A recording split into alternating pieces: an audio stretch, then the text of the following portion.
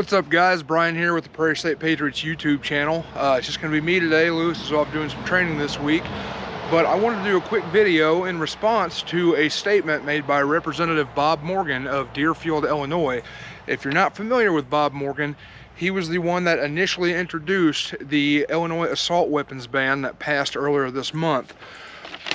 Before the ban passed, Bob Morgan said, "It is time that we had the political courage to admit that guns are a problem and that we can do something about it. This gun reform package will reduce gun deaths in Illinois, and it is long past time for us to step up and reform the laws which have enabled this gun violence to continue."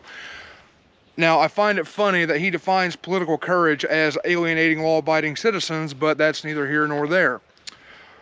This was in response to the sheriffs saying they're not going to enforce the ban.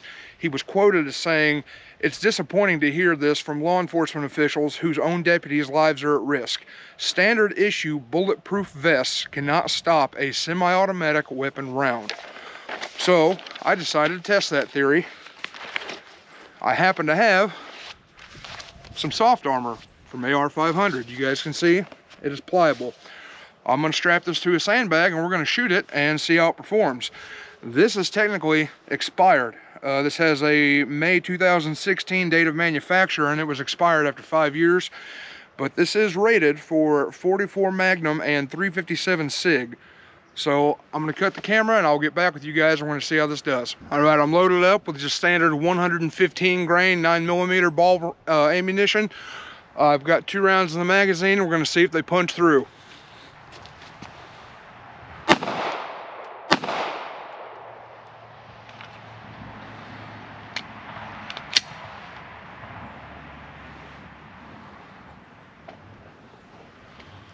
Get you guys in for a closer look.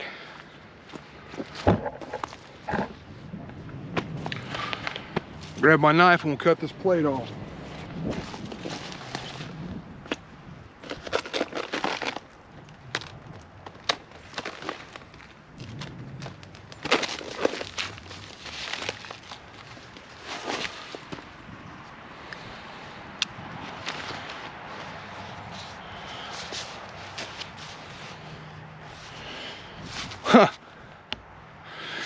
So this actually did catch the slugs. I don't know if you guys can see that little bit of metal there on camera.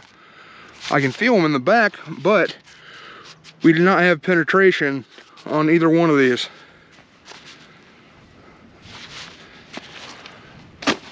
So I want you guys to keep that in mind when you look at the people that are creating these laws. They obviously have no experience with firearms or body armor or anything they're trying to regulate and tell us that we can and cannot have.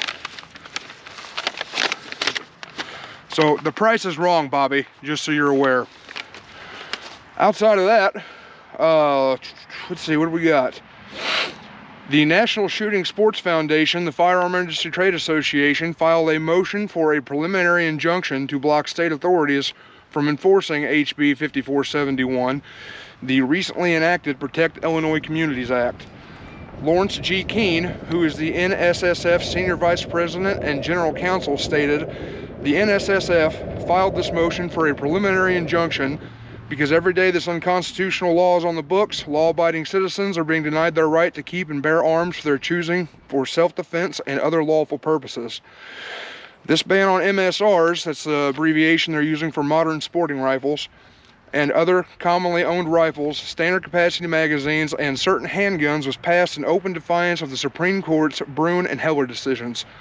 The Second Amendment protects the right of a citizen to freely approach a gun counter to legally purchase commonly owned firearms unless, as the Supreme Court held in Brune, the state can prove its law is a part of a historic national tradition and heritage of banning such arms, something the state obviously cannot do.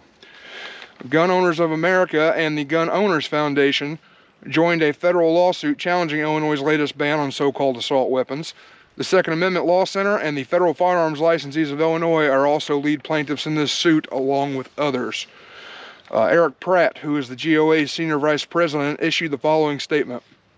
"In response to nearly every sheriff in this state making clear that this law is blatantly unconstitutional, Governor Pritzker tyrannically threatened police by saying they will do their jobs or be out of a job.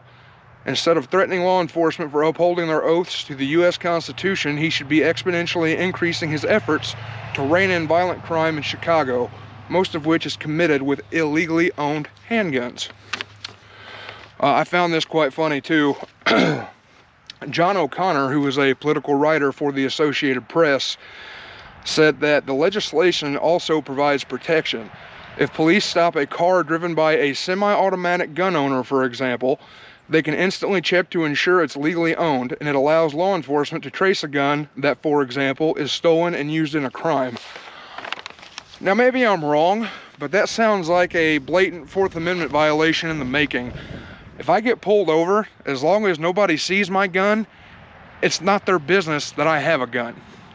That's all I got for you guys today. I appreciate everybody watching. If you liked this video, give it a thumbs up. If you didn't, give it a thumbs down. Either way, let me know in the comments what you did or did not like. Subscribe if you'd like to see more content in the future. And always remember, Sic Semper Tyrannis. Thank you guys.